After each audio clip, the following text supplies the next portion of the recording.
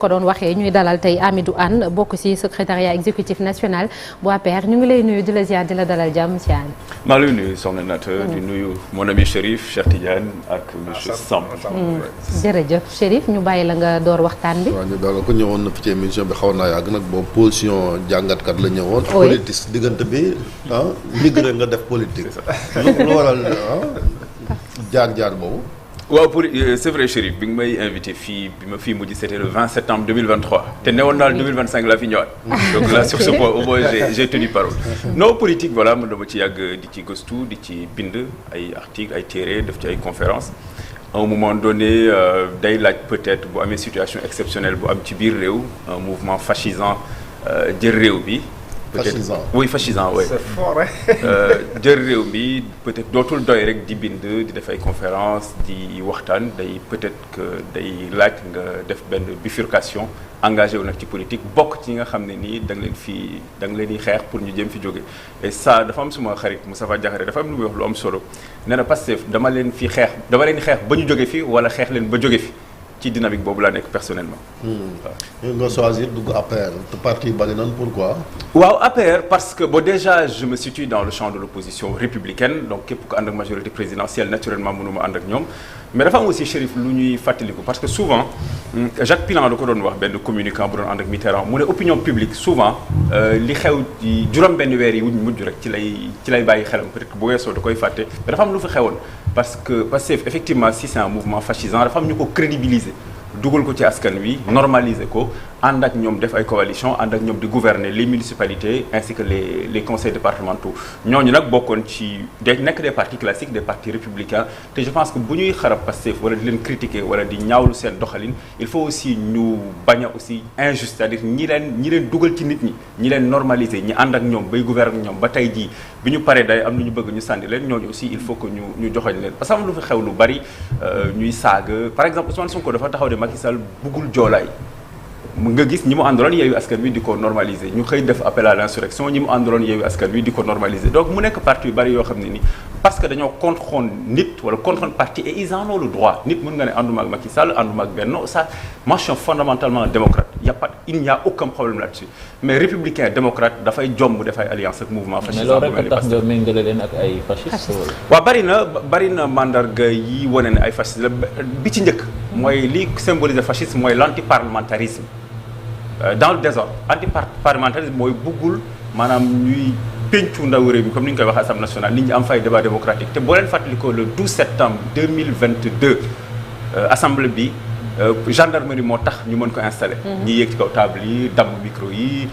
ñuy toj banc yi et cetera beneen bi un mouvement fascisant dafay nekk moom wax ne gëmul démocratie gëmul république te toujours li may wax dama koy teg ci ay fait boo xoolee. ku taxaw ne la diw bëggul joolaay mu ngi dugg ci wàllu ethnie ak ci wàllu xeet te loolu kenn mësu ko def biir Sénégal beneen bi mandarga bari na mais dama ci joxe yenn rek le 1er juin 2023 ak le 2 juin 2023 bu leen neexee ay journalistes ngeen dem vérifier li may wax ni le PASTEF dafa def un communiqué officiel woo armée bi nañ jël réew mi ku ne mën na ko vérifier li may wax ni dafa am aussi déclaration bu monsieur Sonko def benn jour ne Mauritanie ak Sénégal war ñu séddoo 50% gaz bi. parce que et l'argumentaire est extrêmement grave dafa ne parce que complexé wul tubaab complexé woo naar doo complexé mauritanien c'est ce qu'on appelle la hiérarchisation des races c'est une notion fascisante. beneen bi peut-être que juste pour jeexal foofu parce que bari na mais exemple bi may mujj joxe mooy un mouvement fascisant day refuser day bañ lépp lu ñuy woowee contradiction ak nuance parce que ku ne gis na ne ñoom ñoo fi normaliser li ñuy woo 72 heures. bu dee Chérif Dia li mu wax. méngóoloo ñoom ñu xalaat ñu jël ñetti fan yoo xam ne dañ lay saaga ndey saaga sa baay et cetera saaga yu ñaaw ñetti fan ñoom ñoo normalisé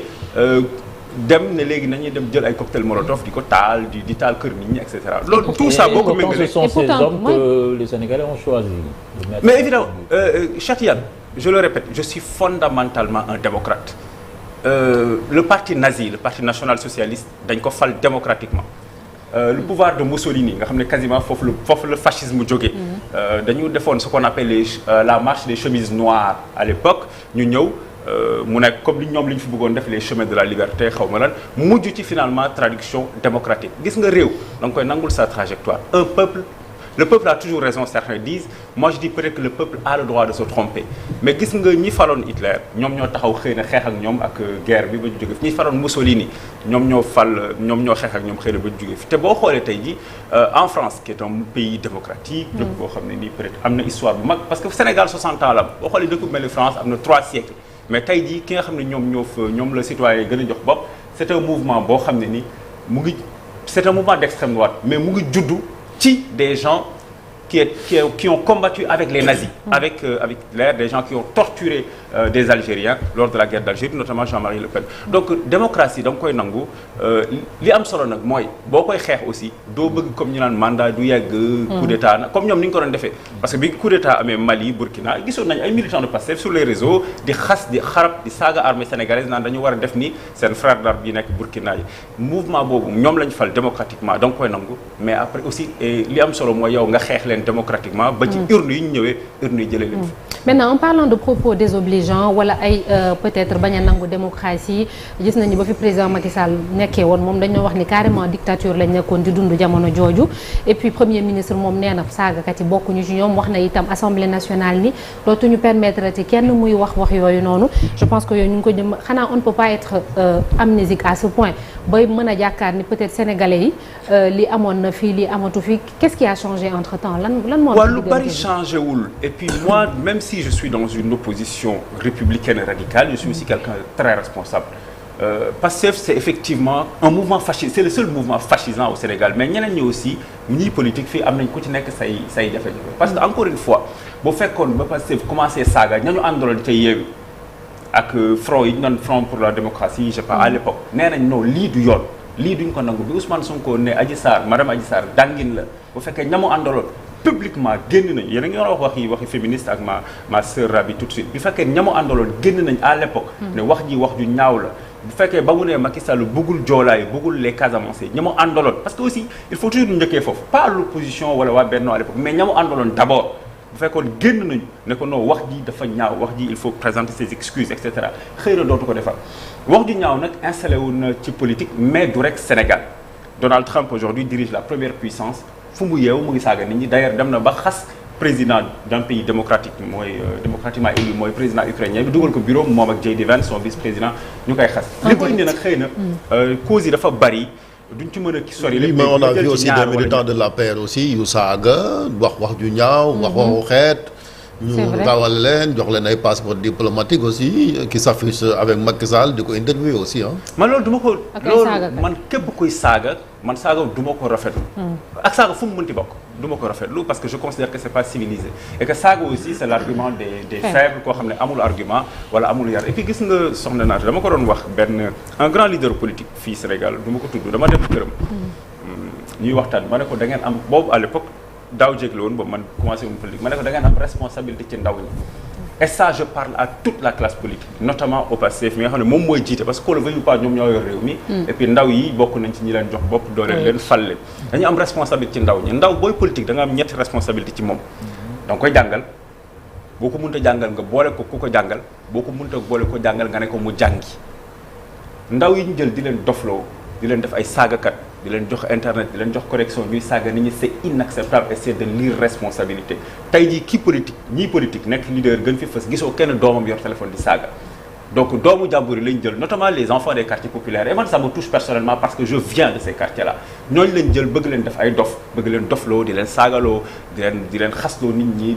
di leen génn lan leen génn leen ngeen joxe seen bakkan. mais qu'est-ce qui a rendu cela possible lan moo tax cause yi bari na trop mooy d'abord il faut remonter toujours à 83 man je donne toujours Sénégal la date butoir de 83 parce que ci la Sénégal basculé avec notamment les politiques d'ajustement structurel yi ñu institution Bretton Woods yi imposé woon ñu ne Sénégalais yi musée amul solo éducation nationale bu amul njëriñ trop culture amul solo ñu jël le musée dynamique def ko aujourd'hui le siège de la Cour suprême je crois mu nekk tribunal animation culturelle wàññeeku ba finalement on a sous-traité la culture à l'Institut français ci lay prix découverte RFI commencé et cetera donc finalement la culture sénégalaise était portée par l'Institut français sénégalais yi ñu ne leen loolu lépp amul solo yéen de toute façon même les fonctionnaires bu ñu demee à la retraite bu leen remplacer loolu dafa am njeexital sur les jeunes et l'université de l'époque c'est-à-dire que la formation daf ci jël coup bu mag parce que formation esprit formation wu nit ñaari tànk la benn bi l'éducation la mooy école beneen bi culture parce que culture mooy yee nit moo koy ubbi xelam et Sénégal dafa nekk dëkk bu am solo ci wàllu woowu parce que Sénégal li mu mel ni c'est parce que aussi le Sénégal a été bâti par un homme de culture Léopold Sédar Senghor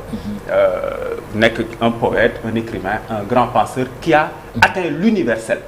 donc Sénégal bokkul ak yenn dëkk yi yoo xam ne du ma leen tudd yenn dëkk africains yi nga xam ne à l'époque dañoo rayante et cetera parce que fii l'opposition était une opposition intellectuelle et d'idées loolu dafa wàññeeku beneen bi toog mooy peut-être les réseaux sociaux ces dernières années dafa ñëw ba ku warta am kàddu ci espace public bi finalement am ko ku nekk boo toogee sa kër yor sa télé sa biir poche mën a jël wax kàddu goo xam ne fi nga toog sa biir nekk dafay wër mais la responsabilité des partis politiques aussi parce que am nañu école du parti am nañu yu bëri yoo xam ne outils yoo xam ne mën nañu seeni militants xaj na loolu bu dee société bi deful liggéey bi mu war a def de façon générale muy ci wàllum culture ci wàllum éducation yëpp ñoom ñu mën koo defal seen militants yi ba nga xam ne dinañ mën a soit bu ñu nekkee opposition ñu opposé wu en toute intelligence nga xam ne du soxlawu saaga wala dara ñu nekk pouvoir tamit ñu gouverner ñoom tamit pareil en toute intelligence. loolu c'est l'idéal et je suis d'accord ak li nga wax ni parti politique yi dañu am responsabilité parce que constitution dafa ne parti politique yi ñoom ñooy concourir au suffrage universel donc ñoom ñooy xeex jongante pour jël réew yor ko doxal seen programme mais parti effectivement affaire xalaat affaire xam-xam dafa xaw a tumuranke lool depuis ces 20 dernières années bi gauche bi effondré woo parti politique dafa nekk désormais quasiment dañu nekk ci lutte des places au lieu de lutte des classes maanaam dañu former loolu ay idées aujourd'hui l'intelligence artificielle am na sur la question de l'écologie question bi ngeen wax mu nekk question boo xam ne je suis très sensible à cette question des violences sexuelles et sexistes sur le genre parti yi dañ ci réfléchir tey jii ban parti moo fi xalaat sur les violences sexuelles génnee ci document génnee ci note comme ni ko yeneen parti defee dafa am aussi lu fi am Sénégal ak dans les pays africains de manière générale à part quelques rares pays comme Maroc Afrique du Sud ñu ngi ciy góorgóorlu mooy dafa am une déconnexion entre l'université les think tanks les cercles de réflexion ak parti parce que ci dëkk yu mag yi day am parti bu ne day am benn think tank wala cercle de réflexion wala universitaire yu ko jege ñoom ñooy xalaat di gëstu di génne idée parce que c'est le rôle la fonction sociale de l'universitaire c'est de penser et de réfléchir formuler ay propositions parti jël ko transformer ko en propos politique loolu dafa xaw a tumurante loolu waaye nag soxna Naata li may fi may jeexalee ci question boobu mooy dafay naqari loolu tey jii nga ne parti xalaat leen def leen ay propositions parce que parti bi yor réew mi tey jii quasiment bokk na ci li ko propulsé ak mandargam ak li ñu ko xamee mooy saaga xaste ak wax ju ñaaw boo sàgganul ñeneen ñi tamit dañuy jàpp ne pour xeex leen noonu ngeen war a def moi personnellement daf may dal barki dem rek daf ma dal benn nit dajeeg mat ci bedd ne ma non li ngeen def ni c'est bien mais da ngeen war a dem dans la boue comme ñoom et cetera loolu du sama éducation du sama yar mais justement sànq yaa ngi wax ne que démocrate nga imagine homme de dialogue tout ça tey jii parti bi nga nekk ñu woo leen ci dialogue national ñu ne duñu dem yow est-ce que tu approuves cette démarche waaw dafa am suñu benn xarit en commun ak Chérif dañ ci doon waxtaan avant-hier je pense que wax ngeen ci yéen mu ne dem dialogue mais c'est une liberté comme bañ a dem c'est une liberté gis nga démocrate da nga koy nangul ne mu ne invité nañ ma parce que c'est une invitation c'est pas une convocation nga ne dew ma et puis gis nga Cheikh Tidiane mais l'APR invité wuñu leen jotuñu leer non on n'a pas invité les partis politiques c'est du jamais vu d'ailleurs dans l'histoire des dialogues au Sénégal li ministère de l'Intérieur def coalition yi la waxal mooy les FDR et cetera mais li ñu xam suñu tradition parce que gis nga parfois am na yoo xam ne mais Khalifa bind na leen léegi nan nañu wax waaw loolu démb la woon donc nañu xaar finalement fu ñu mujj loolu mooy bi ci njëkk deuxièmement dem dialogue c'est une liberté comme bañ a dem man mun naa d'accord nit ki demul dialogue nga ne ko nangul na ko et surtout que ñiy wax tey jii notamment je l'ai vu ici ailleurs ñiy casse di critiquer ñi demul dialogue mais ñoom daaw jég bi Pastef ne demul dialogue fu ñu ne woon ils étaient où en fait à l'époque gis nga moment donné il faut refuser le dialogue on avait dit dañu war a dialogue ji Macky Sall taxawoon ne ku gedd sa yaay ay waaw man loolu d'accord dañu war a dialogue sax seen passé oui Chérif dañu war a dialogue d'accord ma ci moi je sacralise la liberté et la démocratie bu la neexee nga ne c'est bien gentil mais dew ma da nga ma invité démb ma ne la Chérif je te dois donc dinaa ñëw da nga ma invité donc tu ne m'as pas convoqué je viens comme mën nga invité nit mun la Chérif kat bëgg naa ñëw lool mais vraiment Assane mi fa nekk man j'ai pas envie d'être à côté de lui nga bañ a dem donc et c'est là aussi je dis que ñi ne dañuy dem dialogue bi ils en ont le droit ñi ne demuñu ils en ont le droit li am solo argument ngeen teg yéen pour bañ a dem dialogue waaw bari na argument yi bon Seydou Gueye les a bien présentés avec beaucoup de clarté lors de la conférence de presse de la dernière fois bari na argument yi bi ci njëkk rek mooy déjà invité wuñu formellement les partis légalement constitués et c'est une rupture dans l'histoire politique et dans les traditions politiques du Sénégal beneen bi ci topp dafa am tey jii boo xoolee les militants et les responsables de l'APR ñu ngi ciy traqués parfois dans des conditions absolument scabreuses mu nekk loo xam ne nii vraiment tegul fenn c'est de l'acharnement notamment sur cette question de haute cour de justice xëy na dina ci ñëwaat et cetera beneen bi ci topp mooy Pastef dañu normaliser saaga di saaga nit ñi mais je comprends pas pourquoi en fait tu considères que yow nit ñi en fait waroo respecter tu les appelles résidus franchement en même temps kii taxaw naan l'autre là kii chef de gang la c'est des voyous on va les traquer et puis il y a même quelqu'un qui dit on n'a pas assez pardon waa Pastef ci opposition bi am ñoo xam dañ leen traité de mouton. de mouton. Ouais. Non mais ça par contre ils ont non man nee naa la man loolu non xam nga loolu mais c'est des militants moi j'ai jamais vu aucun responsable politique de certains niveaux traiter Pastef de mouton ça si tu as des exemples tu me les montres mais moi je te parle du premier ministre du Sénégal celui qui s'asseye au fauteuil d'Habib Thiam et de Mamadou Lamine Loum traite des pères de famille mères de famille des responsables ñoo xam ne yor nañu réew mi gouverner nañu mais Khalifa Sall il a gouverné le pays il a été maire de l'État il a été ministre il a été député en 83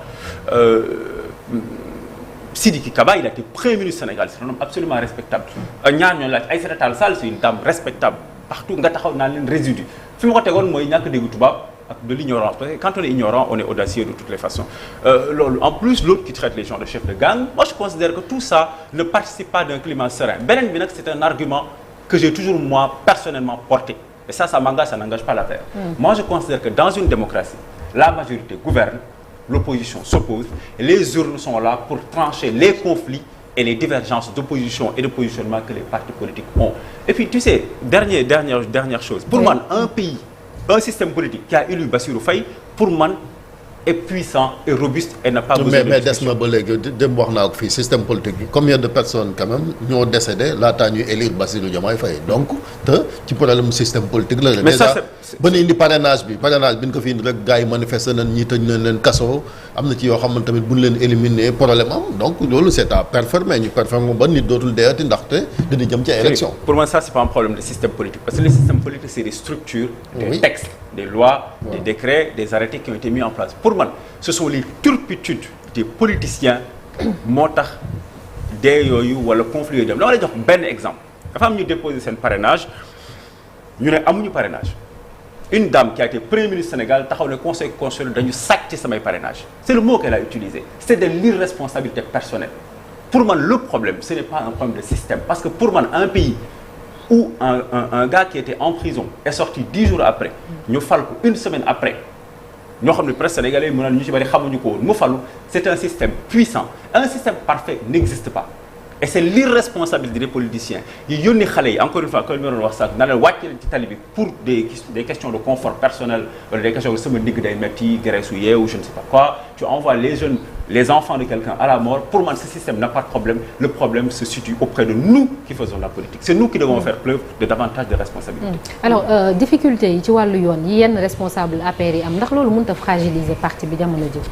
Oui, mais bien sûr, évidemment, parce que d'abord, elle fragiliser les personnes elles-mêmes, parce que d'auto-jouir de ta liberté, soit il y a un mandat de dépôt, ou il y a un bracelet électronique avec une forme d'assignation à résidence. Donc, elle fragiliser nit ki d'abord, ensuite, nit ki njabootam. Man bi ma duggee ci politique yàggul. Xëy na aussi ma am parfois plus de sensibilité sur les questions humaines, sur les questions de famille, sur njaboot, etc. En plus, oui, effectivement, parce que duñu mën a réunir comme ni ñu ko bëggee, parce que tout le temps dañuy réunir, mais après il faut rendre compte aux gens qui sont en prison, etc. Oui, effectivement, dina am fragilité, mais li am solo mooy tout pouvoir sécrète sa propre opposition. te ñi fi nekk peut-être que ñoom ils montrent l'exemple de ce point de vue-là parce que ñu ci bari ñu ngi woon kaso d'ailleurs Bassirou Faye il était en prison 10 jours avant la présidentielle il est sorti li am solo mooy les idées opposition ñett la d'abord ñun li ñuy structurer ci wàllu xam-xam ak ci wàllu xalaat ak ci wàllu gisin parce que APR def na fi lu bari lu baax def na lu tane ak def na loo xam ne xëy na safaan bala li am solo mooy il faut savoir se dénoncer soi-même reconnaître que lii baax na bilan bi am na solo waaye d'accord on passe à autre chose maintenant la configuration politique a changé le Sénégal l'âge médian c'est 19 ans 9 millions de Sénégalais quasiment ont moins de 35 ans donc loolu ay ndaw lañu quelles sont aujourd'hui les propositions yi ñuy teg notamment sur cette question bi Rabi doon traité sur les violences sexuelles sur l'intelligence artificielle sur la question de la diplomatie sur Trump mi ñëwaat sur le retour loolu lépp bu ñu ko structuré def ko ay xalaat ñu ne léegi dañ koy jébbal askan wi boobu mooy bi ci njëkk deuxième bi mooy comme li ma def ni tey ci suba ñëw ci médias yi wax suñuy xalaat défendre suñu position luñ ne d'accord ci ñu ne d'accord ñu luñ ne d'accord nañ ñu ne d'accord nañ mais xëy na mën nañu ko améliorer beneen bi ci topp mooy nag dem ci terrain sur le terrain wax ak nit ñi et cetera opposition ñett yooyu la donc dina fragiliser certes le parti mais li am solo mooy le parti c'est pas seulement des responsables mooy ñu gis mais ñoom faluñu woon seen bopp les militants les cadres ak ñu bari ñi may contact ak ñuy contacter su may morom ñëw actuellement di ñu rejoindre démb rek moo ci mujj oui beneen sujet laa bëggoon dugg mooy par rapport ak visite bi nga xamante premier ministre def na ko Burkina les pays de l'AES je pense que dem na ci Mali ak Burkina est-ce que comprendre nga diplomatie boobu nga xamee ni moom la ñu gis ni jamono ji orientation boobu la Sénégal jël. non comprendre ba ko pour raison yu bëree bëri parce que xëy na man question yooyu dama ci gëstu lu bëri bi ci njëkk mooy dafa am illisibilité parce que politique étrangère la politique extérieure dafa nekk le domaine réservé du président de la République te ba tey kenn xamul lu Bassirou Faye di xalaat sur la question de la politique extérieure kenn xamul koo xam na ma ko beneen bi ci topp mooy ñu nommer une dame certes sympathique aux affaires étrangères mais bu am ay jafe-jafe lool ci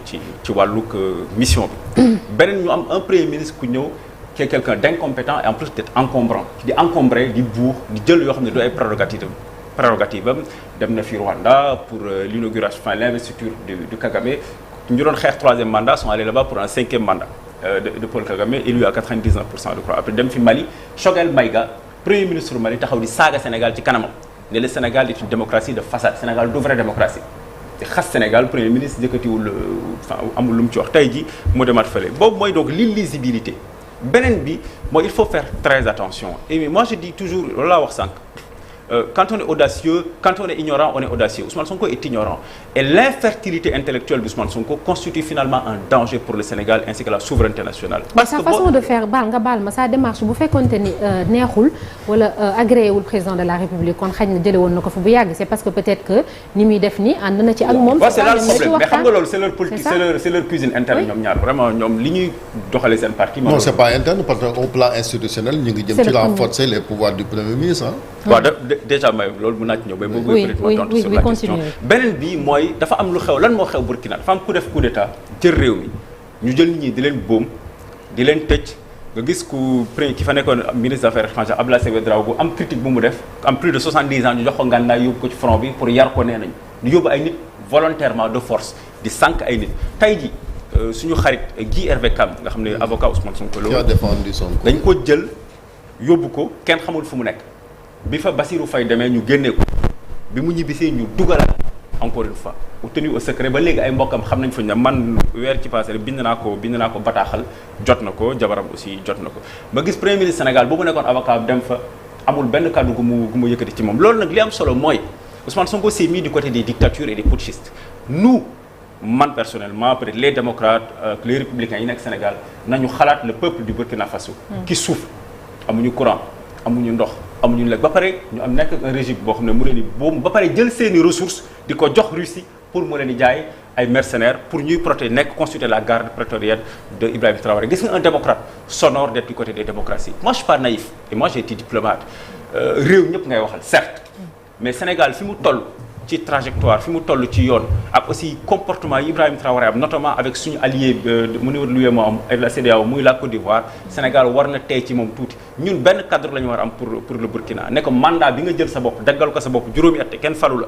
jóge ci nga def transition nga joxaat réew mi civil yi yow nga dellu ci caserne yi comme da nga ne woon yow djihadiste ngay xeex et que loolu moo tax nga jël réew mi finalement yaa ngi toog ci palais bi et que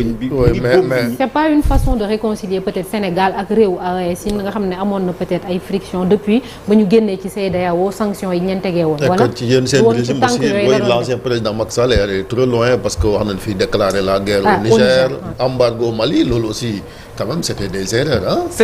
non ce n'était pas des erreurs c'était pas une décision du Sénégal c'était une décision de la CEDEAO CEDEAO la mais gis nañ bon taxawaay bi Sénégal taxawoon na CEDEAO parce que mën nga am beneen ku nekk aussi les gens di défendre leurs intérêts les pays aussi maa bi gis nga Chérif ñun bi ñu nekk amee indépendance dañoo décider ñett yi ni ñun dañuy promouvoir la diplomatie de bon voisinage mooy suñuy dëkkandoo dañu am ak ñoom jàmm dañuy aussi déployer ce qu'on appelle le multilatéralisme mooy Sénégal du dem moom rek def nekk Corée du Nord wala nekk Burkina ne léegi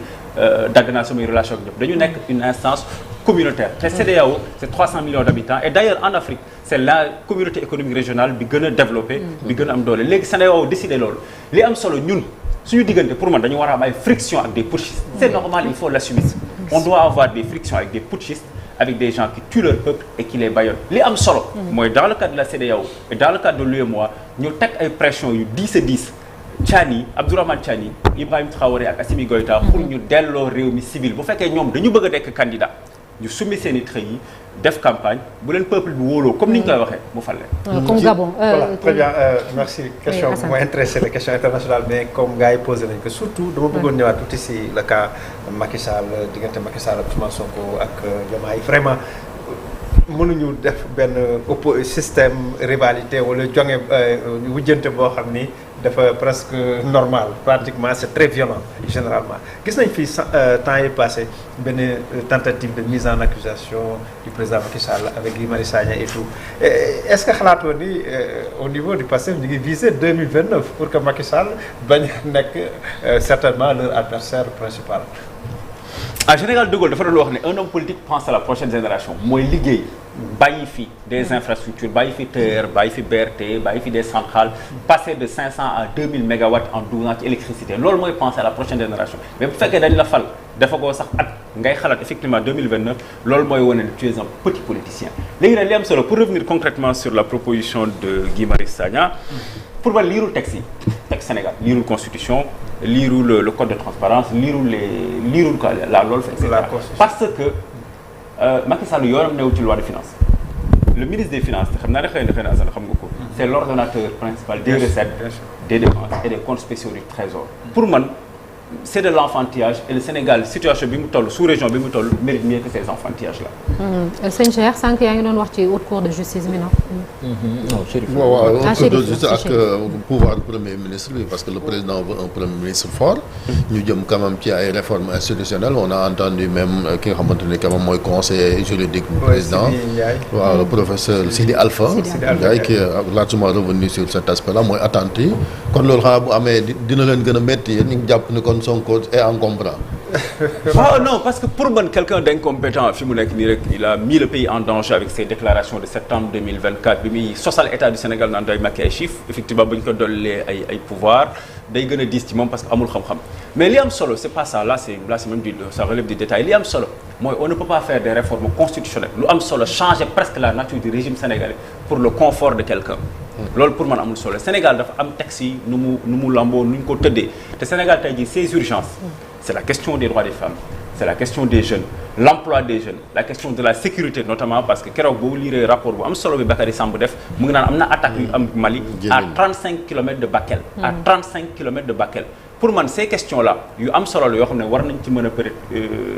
tabaski bi di ñëw le pouvoir d'achat des ménages parents yi ak ouverture des classes maanaam ñu yor nu ñuy dundalee seen i njaboot loolu moo ëpp solo que faire des changements institutionnels pour le confort d'une personne et même c'est un peu ridicule parce que tey jii par exemple je touche du bois mais Ousmane Sonko bu nekkoon président est-ce que kon léegi dañuy defaat beneen réforme delloowaat pouvoir pour man am na solution bu gën a simple bu fekkee Bassirou Faye il pense qu'il ne peut pas exercer la plénitude de ses fonctions peut-être que mën na décharger wu organiser des élections bu fekkee Pastef nee nañ ñoom majoritaire encore une fois dans l'opinion ñu fal ñoom ki ñu bëgg a fal mais ñun lépp régime hyper présidentialiste yi ñun dañ ko yàgg a ñaawlu fii ci Sénégal ne président bi naan comme yàlla suñu borom la maa ngi tuub sax ci kàddu yi loolu aussi bu nee ba wàññi ko yeneen institutions yi aussi gis seen bopp ci ni réew mi doxee loolu y a pas de mal. non man loolu d'accord. qu'on équilibre un peu les institutions. non man je ne pense pas que le Sénégal soit un régime hyper présidentialiste moi je pense qu'on est un régime présidentiel te boo xoolee ñun bi ñu fi egg parce que aussi yéen ay journalistes ngeen donc les faits sont quand même sacrés bi fi Sénégal amee régime parlementaire gis ngeen fu mu mujj. tentative de coup d'État assemblée bi jaxasoo ñu évacué ko Mamadou Dia finalement il a passé je pense 12 ans en prison Sénégal donc bi fi defee expérience 4e République loolu la ko jox te 4e République elle-même fi ñu ko jëlee muy France fan la ñu mujj mooy assemblée bi ñoo toog notamment ne léegi ñun ñu fi nekk ñun député yi nañu woowaat le général de Gaulle parce que ñun bloqué nañu Calais notamment dans le cadre de la guerre d'Algérie mu ñëwaat ñu changer constitution bi instaurer ce qu'on appelle la 5e République et juste pour jeexal 5e République li tax ñu tegoon ko mooy un président qui s'élève au-dessus des partis politiques nekk chef de l'État chef père de la nation j'aime pas cette expression parce que pour moi le père de la nation sénégalaise c'est Léopold Sédar Senghor mais mu nekk en tout cas élevé au-dessus des partis politiques léegi partis ñoom à l'Assemblée di jongante mais 4e République ni mu jeexee mooy wane dugal système bu baax te ñun bañ ko defee fi mu jeexee aussi loolu aussi c'est un débat yaa ngi xalaat parce que non y en a qui contestent li mu wax ci que Senghor mooy père de la nation am na ñu ne Mamadou Diallo donc non c'est pas question la kay il est dans la provocation Vas-y sëñ Cheikh et puis on termine. oui naa te doon wax ni sànq 5 ministres devant la haute cour de justice le normal dans une démocratie qui marche. Est-ce que c'est ton avis? Dans une démocratie qui marche, ce n'est pas normal. Encore une fois, je vous renvoie à votre fonction de journaliste. Da ngeen dem ngeen xool le rapport portant sur la gestion de la Covid-19 turu ñooñu newu ci turu ñi ngeen di wax ni newu ci. daaj yi lañ waxoon ñun c'est information en fait judiciaire. il faut qu'on soit quand même factuel. Et parfois ñun je pense que bu ñu toogee di wax il faut aussi qu'on fasse très ñu jàng texte yi xool li ci nekk pour jébal ko askan wi mais turu ñooñu newu ci man dans l'absolu je n'ai aucun problème et Chérif maa ngi la dégg bi may nekk ci oto bi di ñëw ce sont des justiciables.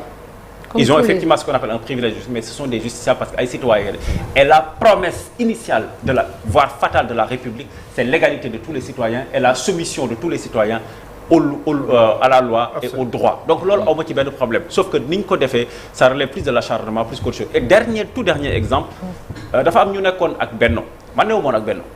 Ñu nekkoon ak Benno, transhumé dem jàppale coalition Pastef je crois. Mais ñooñu pourquoi en fait, la justice ne parle que des gens en face et ne parle pas des gens qui ont passé 11 ans et demi dans le régime de Macky Sall et qui sont aujourd'hui avec eux. Et toute petite dernière chose, dafa am ñu ma dégg fii ñoo xam ne peut-être d'accord ñu ak nguur gi ni muy doxalee ñu ne ñoom porté nañu plainte je vais le citer parce que suma xarit la Bachir Fofana. nit saaga na ma porté naa ko plainte ba tey waxuñ ci loolu donc on voit qu'il y a une forme d'acharnement d'un côté et pas de l'autre. Or bu ñu bëggee réew mi la fi amoon bañ fi amaat réew mi dox réew mi bañ a mujj ci ay violence il faut que tous les citoyens soient considérés égaux devant les lois. et ci loolu sax procès Azoura bi day amaat on a vu que avocat APR yi dañoo retiré wu. ci li nga xamante ni moom mooy procès bi ñaawlu ni procédure bi demee. waaw seen argument Macky Sall lan saaga. waaw seen argument bi man dama koy saluer parce que dañoo ne comme waa ji nee na wérul ñoom dañuy porter plainte nit ku dof. Parce qu'un fou est irresponsable pénalement. Oui. C'est établi. Merci beaucoup. Merci Amidou Anne. C'est parce que fini. démb on a reçu si Moïse Sarr ci statut chef de l'opposition. ñoom nee na ñoom la mooy waa nouvelle responsabilité kon yéen. Parce que ils sont arrivés deuxième. ci élection à la présidentielle. APR moom kon. Non, c'est Aïssatou Diop Fall le chef de l'opposition. Elle s'est autoproclamée depuis daaw. waaw man moom laa jox titre boobu. Mais Aïssatou elle est journaliste elle n'est pas politicienne. Non moom moo déclaré elle s'est autoproclamée daaw yow parce que c'est sœur dégg nga ko chef de l'opposition depuis loolu daal man moom laa bàyyi titre. Merci. kon loolu waxuma ko dinaa ko sanctionné kon parce que voilà. Merci beaucoup merci Amidou Anne membre secrétariat exécutif bu national bu APR dinañ tàggatoo léegi avant cela ñu dem xooli ji l'observateur ak record li ñu xëyee. Alors ñu xool tey jii l'observateur li mu xëyee Alaaji Malick à sa une